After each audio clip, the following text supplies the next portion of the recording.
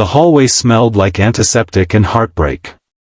Ethan stood there, holding a wilted paper flower, his last attempt to make prom night a little less lonely. He wasn't the type to ask anyone to the dance. Not the poor kid who mopped hospital floors after class. But that night, when he saw her, the nurse with kind eyes who smiled at everyone, even at broken people like him, something inside him whispered, "Just ask." Ethan worked part-time in the hospital's maintenance department, fixing lights and cleaning floors after school. He'd lost his mom to cancer 2 years ago, and his father, a factory worker, was barely getting by. Every penny went toward bills and his dream of attending college. He didn't have much.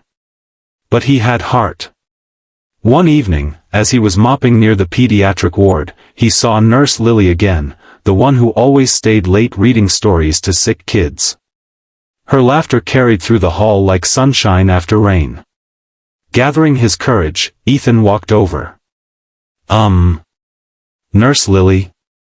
She turned, surprised. "Hey, Ethan. Working late again?" He nodded, clutching his paper flower. "Yeah.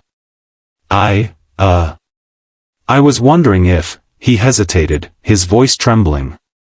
"Would you be my date to the school dance?" For a second, silence filled the corridor. Then Lily's face softened.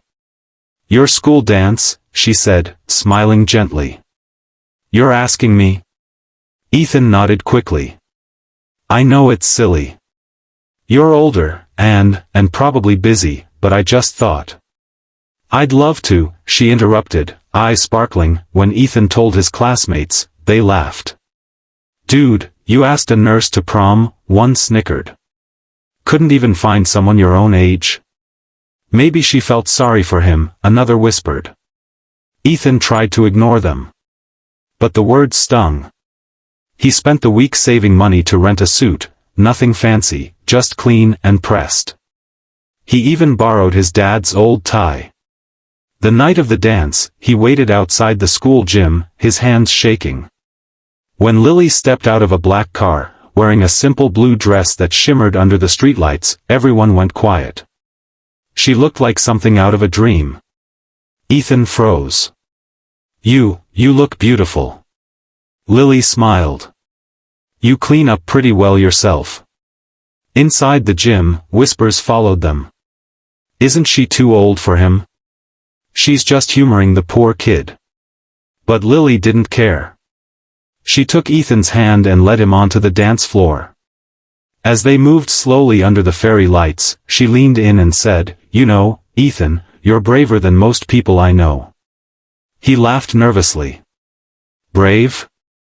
I just asked someone to a dance." She shook her head. "No. You asked without fear of rejection. That takes courage." Ethan looked up at her. "I just thought, maybe for one night, life could feel normal." Lily's smile faltered for a moment. "You remind me of someone," she whispered. "My brother. He used to say the same thing before he passed away." Ethan's eyes softened. "I'm sorry." "Don't be," she said quietly. "He would have liked you." At the end of the night, as the music faded, a man in a tailored suit approached them. Everyone turned to stare. "Lily," the man said sternly. "Your father's been looking for you." Ethan's jaw dropped. "Father?" The man nodded respectfully at Ethan. "I'm David Carter, CEO of Carter Medical Industries, and Lily's father." The crowd went silent. "The CEO? Of the hospital?" Lily took Ethan's hand, unashamed. "Dad, this is Ethan. My friend." David studied the boy. His clothes were second-hand, his shoes worn thin, but there was something in Ethan's eyes, honesty, humility, hope. "So you're the one who invited my daughter?"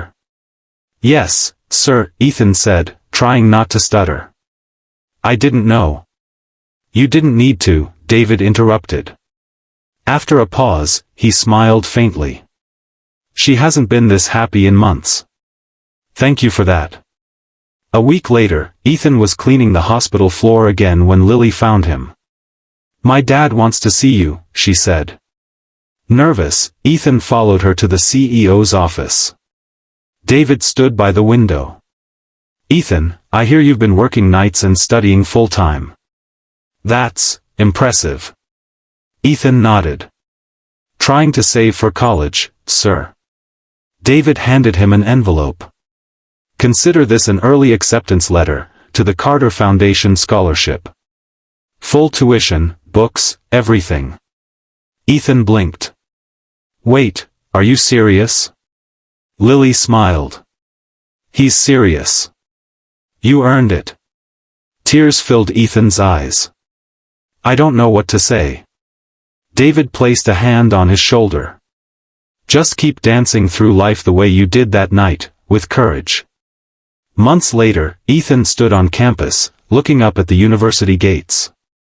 In his hand, he still held that same wilted paper flower, now pressed and framed. He sent a photo of it to Lily with a message. "Thanks for saying yes that night. You didn't just go to a dance, you changed my life." Her reply came seconds later. "Sometimes the smallest invitation can open the biggest doors. Keep dancing, Ethan."